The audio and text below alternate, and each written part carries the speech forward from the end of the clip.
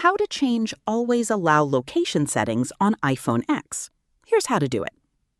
First, open the Settings app on your iPhone.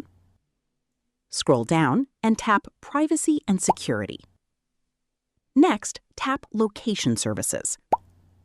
Make sure Location Services is turned on. Now, scroll through the list and tap the app whose location permission you want to change.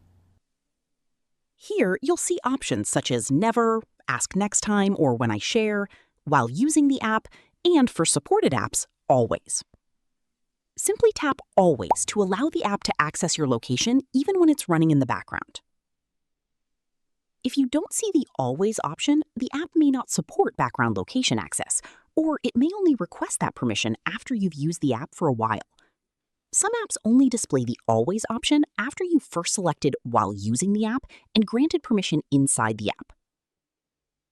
You can also turn Precise Location on or off from the same screen if you'd like to control how accurately the app can access your location. And that's it. You've successfully changed the Always Allow location setting on your iPhone X. Thanks for watching.